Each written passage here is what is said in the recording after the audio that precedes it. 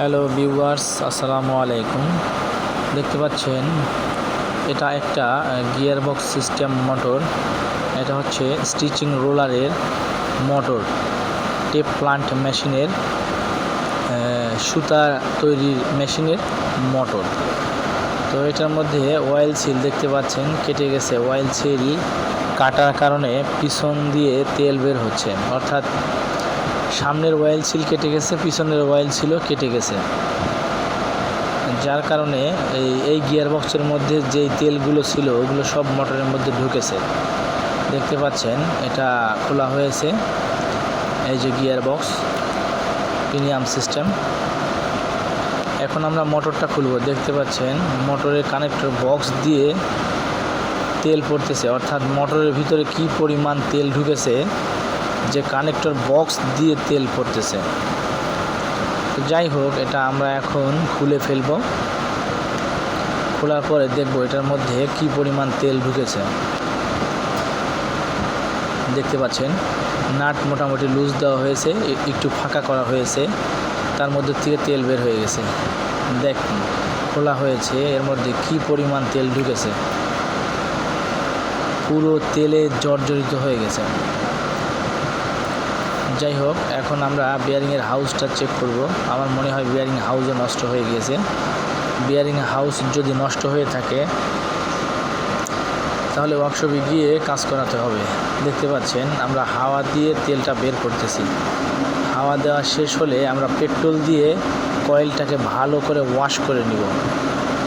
Petrol দিয়ে কয়েলটাকে ভালো করে ওয়াশ করে নিয়ে ভার্নিশ করে দেব। দেখতে পাচ্ছেন আমরা পেট্রোল দিয়ে ওয়াশ করার পরে হাওয়া দিয়ে পরিষ্কার করে শুকাইছি। শুকানোর পরে ভার্নিশ করতেছি। ভার্নিশ করার শেষে আমরা হিট দিব এটাকে। ভার্নিশগুলো প্রতিটি চিপার মধ্যে দিতে হবে, যতগুলো খাঁচ আছে কয়েল সবগুলোর মধ্যে দিতে হবে। এখানে এটা মোটরটা সেট ছিল, এই যে এরকম মোটর, এই মোটরটা আরেকটা এখানে ছিল যেটা খোলা হয়েছে আর কি। তো যাই হোক, বার্নিশ করা হলে পরে আমরা এটাকে 200 ওয়াটি বাল্ব দিয়ে ভালোভাবে হিট দেব। দেখতে পাচ্ছেন আমরা হিটে রাখছি 200 ওয়াটি বাল্ব দিয়ে এটাকে হিটে রাখা হয়েছে। অনেকক্ষণ হিট দিতে হবে, কারণ বার্নিশটা কাঁচা আছে এবং প্রচুর পরিমাণে তেল ঢুকছিল। তেল ঢোকার কারণে হিটটা বেশি দিতে হবে বার্নিশ দেওয়ার পরে।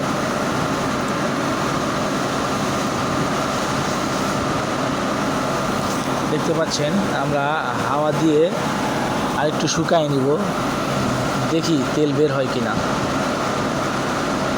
দেখতে পাচ্ছেন তেল এখনও আছে, পরিপূর্ণ তেল ওয়াশ হয়নি, অর্থাৎ পরিপূর্ণ তেল আমরা অকটেন অথবা পেট্রোল ব্যবহার করে পরিষ্কার করতে পারিনি, কারণ এটা থেকেই যাবে। এটা একমাত্র উপায় 200 ওয়াটি বাল্ব দিয়ে ভালো মতো হিট দিয়ে শুকাতে হবে।